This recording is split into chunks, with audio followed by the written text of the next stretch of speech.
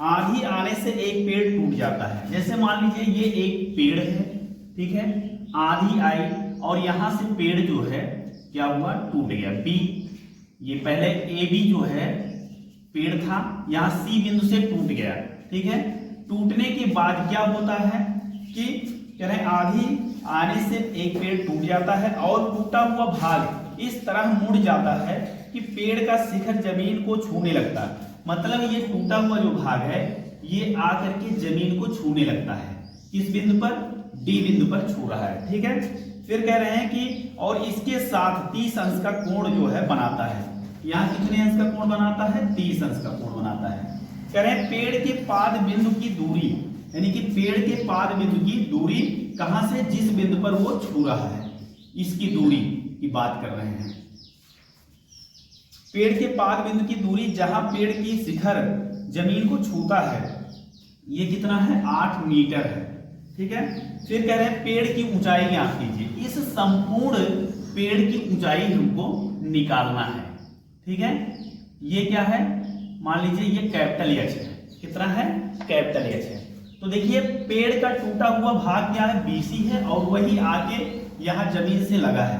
कहने का मतलब क्या होगा कि माना पूरे पेड़ की ऊंचाई ये क्या है, ए बी है। ए बी इक्वल टू ये कैपिटल एच है, कितना है, कैपिटल एच, ठीक है। अब देखिए यहां पर होगा क्या, ये कैपिटल एच जो है दो चीजों में है, यानी कि capital H A C plus C B या बी सी, दो टुकड़ों में ये बटा हुआ है। अब देखिए क्या है, चूंकि पेड़ टूटने के बाद जमीन से आकर के लग रहा है, तो इसलिए क्या बन जाएगा, ये CD इक्वल बन जाएगा BC, यानी कि ये और ये दोनों क्या हो जाएंगे, बराबर हो जाएंगे। फिर इसके बाद देखिए जमीन के साथ ये कितने अंश का कोण बनाया है, कोण बनाया है ADC। ADC है 30 अंश, कितना है, 30 अंश, ठीक है। तो अब देखिए जमीन के उस बिंदु जहां पर पेड़ छूता है, उसके पेड़ के, यानी कि जहां पर जिस बिंदु पर छूता है वो और पेड़ के बीच की दूरी जो DA है वो कितना है, वो 8 मीटर है, ठीक है। तो अब इस समकोण त्रिभुज में क्या होगा, इन दोनों में पहले हम रिलेशन निकालेंगे, यानी कि समकोण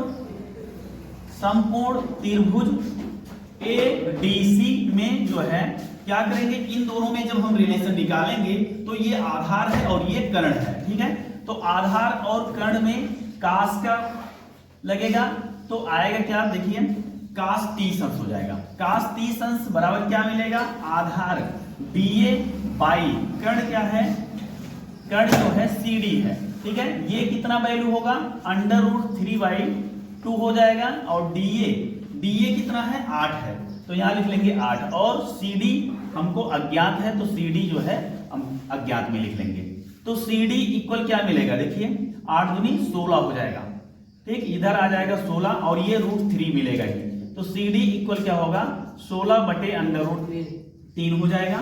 ये मिला हमको CD, ठीक है। जब CD का मान हमको जो है 16/√3 हो गया, तो हम लिख सकते हैं कि BC क्या बनेगा, ये भी बनेगा 16/√3 बनेगा, ठीक है।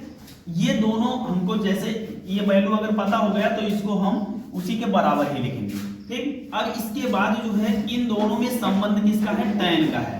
तो tan का जब संबंध है तो हम यहाँ पुनः जो है क्या करेंगे, लिखेंगे tan 30 अंश बराबर क्या मिलेगा हमको, tan 30 अंश लंब बनेगा CA, लंब क्या बनेगा, CA, और इसके बाद आधार बनेगा यहाँ पर जो है DA, ठीक है।